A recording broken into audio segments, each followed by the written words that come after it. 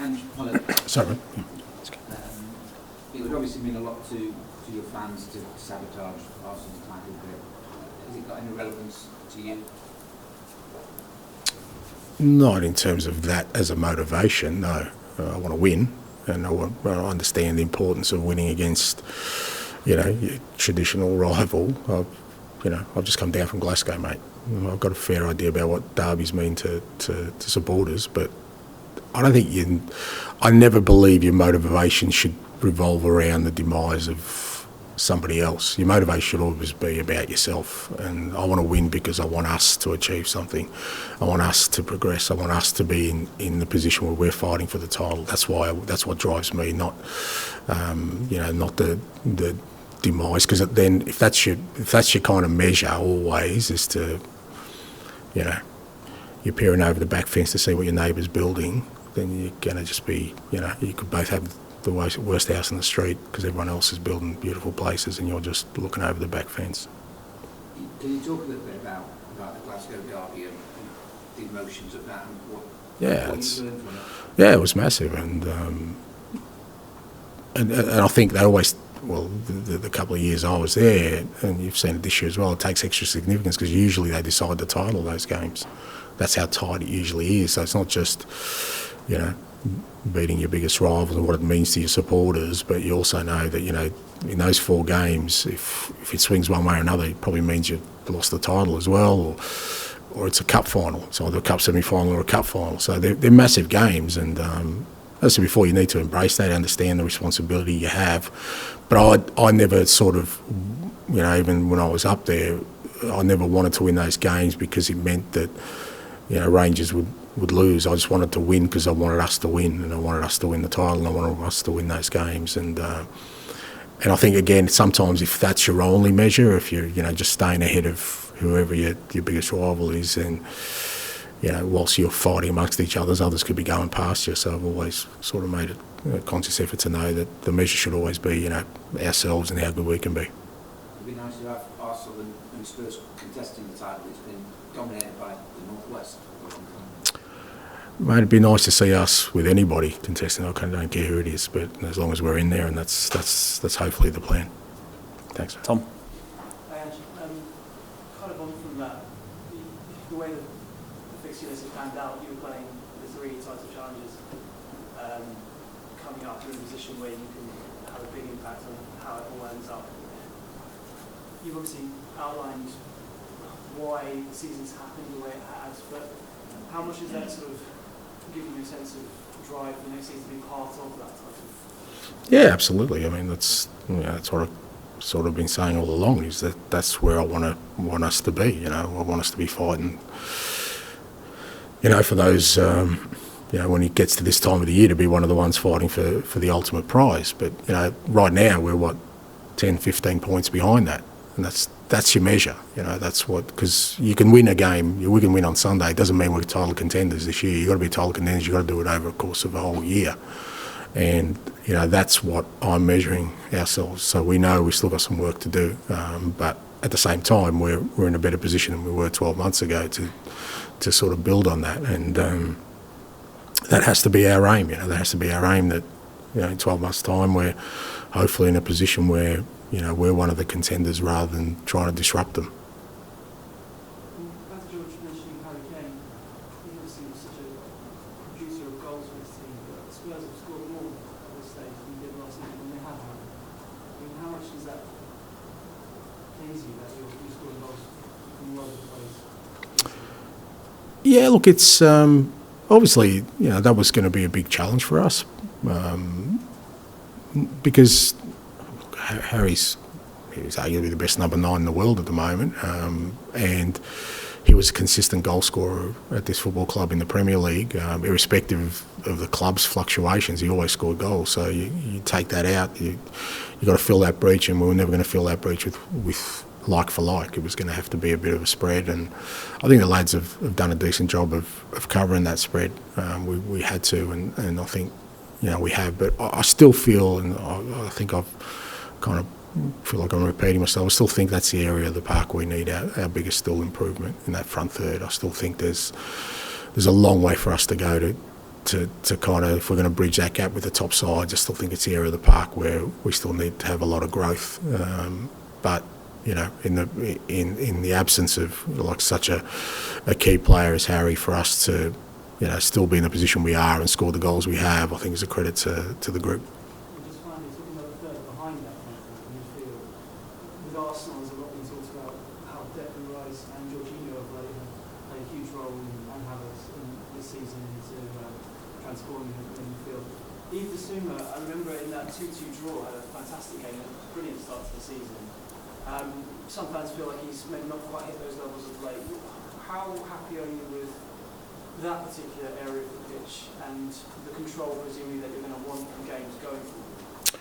Yeah, look, I think it's kind of a similar kind of narrative for all the parts of our games where, you know, there's been parts this year in the midfield, like I said, with Yves, with Pape Sarr, with Matters, where, you know, they've had some really strong performances and then they've had disruption for one reason or another. Some of it, you know, form's dip, but some of it's because of absences, you know, whether that's Matters with an injury or, you know, Pape and Biss had to go away for the AFCON and Biss was suspended for a few games as well. So I just think, you know, if I had to sort of broad stroke a narrative for us as a club this year, it's just been really sort of stop-start kind of year. It's felt that way. Even our fixturing's been similar, and apart from those first 10 games, we haven't hit any real rhythm or consistency in performance or consistency in just, you know, gaining some traction as to how we're going to play our football. And I think whether that's Biss or, you know, Bentancur's another one who kind of missed the first part of the year, came back, got injured, came back. So, you know, there hasn't been any real, you know, for want of a better term, consistency in anything we've done. It just feels like it's been a disruptive season. I know that's how I feel internally, where it's hard for me, it's probably the hardest part for me to assess because there's no real chunk of work where I've gone, you know what, this is, I mean, maybe apart from the first 10 games, but that's not enough of a sample to say, well, you know what, whether it's individual performances or collectively, I can really sort of get a great measure of it. It just feels like I'm just taking little samples from everywhere, and but it is what it is, and we're kind of, you know, whether it's Biss or any of the other guys, like I said, we've got 6 games where, you know, we can sort of maybe have a better sort of sense of, you know, some of these things and where we're at. Done. Ange, Arsenal finished 8th in both of Arteta's first 2 seasons in charge. I mean, you've been nowhere near that position all season, but they showed a great deal of patience. I just wondered kind of how much you think that patience might be important in your project here as well. Yeah, look, I'm reticent to say that, you know, there has to be patience. I've never felt like there has to be patience. I think what there has to be is belief in something, you know. So whether, you know, I think the reason probably Arsenal were patient was because they saw they had an outstanding manager who, you know, this was his first job and he was going to get better, and if they supported him, they could see beyond just, you know, the obvious, which is results and table standing, and say, well, you know, actually we think we've got a chance here if we stick to this process. But I don't think you should do it blindly. You shouldn't just say, well, you know what, let's just wait 2 years and then see, you know, unless the club or, you know, the people in charge feel like they are seeing that, then yeah, I do. You have to have some patience in that process because, you know, as I said, we you know, if I'd said at the start of the year that, you know, our sort of, you know, some of our key players would be a first-year goalkeeper, a central defender who's only had 1 year in the Bundesliga, or a left-back who's, you know, first year in the Premier League. You know, I think a lot of these things you've got to keep in the context of saying, well, what we're hoping is that we're creating an environment where there's going to be growth with these guys, and you know what, that's worth persevering with. I think if you don't feel that, then there's no real need for that patience just for patience sake. I think the patience comes in when there's belief there, and then you realise actually we're not being patient, we're just believing in something. So I think that's the key component. So I guess I don't know if you agree, but I think there's more of a desperation as well as the winning trophy because it's been so long, and perhaps that would lend itself to, you know, what you've talked about regarding the domestic cups, just trying to win something and then trying to get ahead of yourselves. Perhaps that wasn't in place at Arsenal in that, was it? Yeah, look, I mean, that's a good point because, as I said before, I think every club's a little bit unique in how they go about sort of rebuilds and how patient they're prepared to be, or how much belief they have in a project and what's the objective. And I'm trying to steer the club away from being desperate for just anything, because there's some recent examples of clubs who have won cups, and it provides no solace really if you're not performing in the league consistently and challenging for the main honour. So, but again, I'm not. I'm not in charge of that. What I'm in charge of is kind of trying to build a team that I believe can succeed and succeed in a sustainable manner, but also understanding that this club does have unique factors around it that may mean that at times that belief may waver. Well, I've got to make sure we stay on track with that. And I'm not expecting to get you 11, but does Destiny's absence... You won't be disappointed, mate. Is that... Ben Davis seems like the obvious guy to fit. Do you have options? Yeah. No, Ben will start. Yeah. So yeah.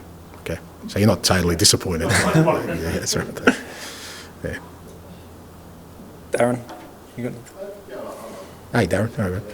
Can you remember the first North London derby as a kid? First North London derby. That's a good one. It would have to be kind of maybe late 70s, I think, in terms of my viewing of those kind of significant events. So so it would be back then. But I was always kind of conscious of, it's one of the big derbies in sort of English football in particular.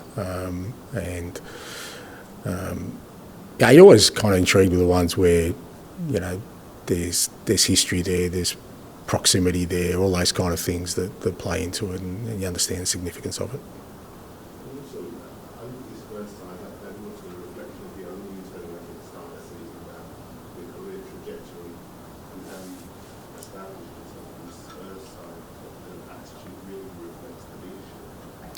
How proud are you of that?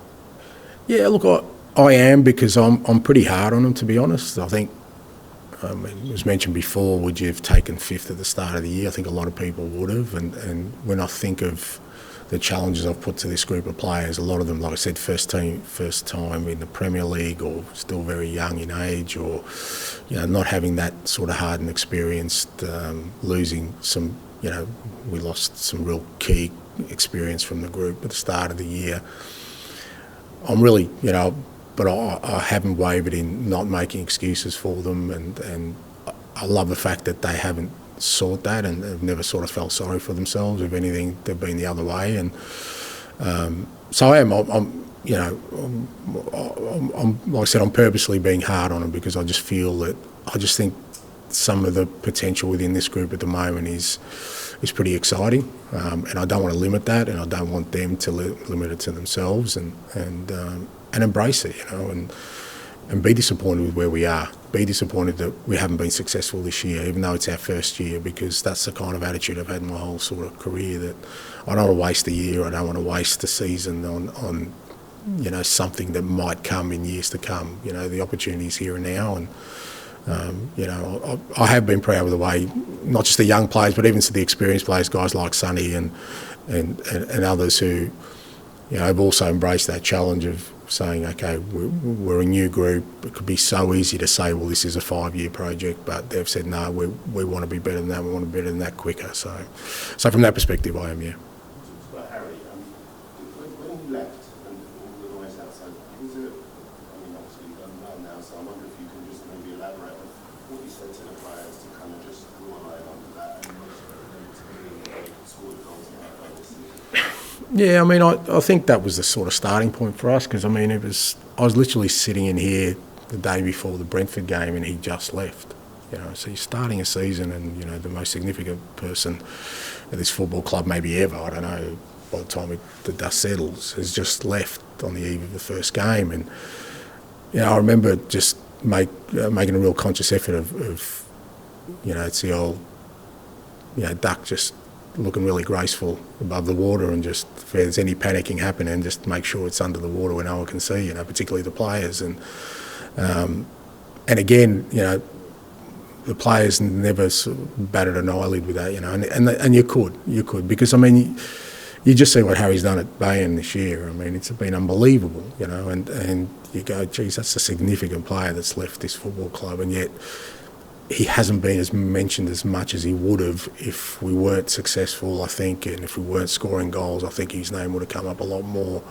And I think, again, it's a credit to the group, the playing group, that they've embraced that challenge. I think these things will all, again, hopefully I'll have a better sort of clarity in my own mind, but I just think all these things we've been through this year will help us in the medium and long term, even the disrupted season, I think, because it kind of removes any kind of excuse we can have for next year. We're not going to lose another Harry Kane next year. We're not going to have as disrupted a season. So we're going to probably, with a bit of luck, have less injuries, next year. So there's nothing to clutch there. We've already done that. We've been through that. We've come out the other side not too bad, not where we want to be. So I still think that will help us. But it's not nice when you're going through it, though, still. And finish with George, please.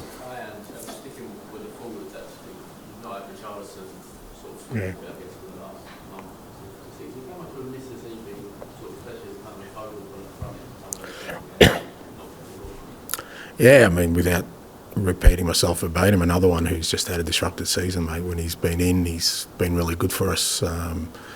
Then had an injury or two injuries, or started the season with an injury, and great to have him back, even in training. You can see, and it gives us other options in that front third. And I think we're kind of really fortunate that he was probably at his best when Sonny was away, and he kind of filled that breach. And when we're talking about how we're going to cover goals we've lost with Harry, I think at different times those both have stood up, but we've rarely had them together, sort of in great physical shape. So he's looked good at training this week, which is good. So he's obviously ready to go, and we're going to need him over the last 6 games. And it gives us another good option in that front third. for the North London derby back in September, I think the Man United game went on, so you started talking about performance is more important to you, that stage than results. Is that still the case now in this season, or? Yeah, I think it's always important. I mean, I think, obviously when you get to certain games, whether that's a cup final or a cup semi-final or games at the end of the year, then it does become all about the result. But I've always felt that if the result's the all-important thing, then you better put in a performance. Because if you're hoping just for a result without a performance, you're leaving a lot of things to chance. So it's still, I think, about performance. But ultimately, at this time of the year, points matter for us, for the opposition. So that's the ultimate measure, and we've got to put in a performance to give ourselves a chance of getting the result. Okay, thanks guys. Thanks, guys. Thank you.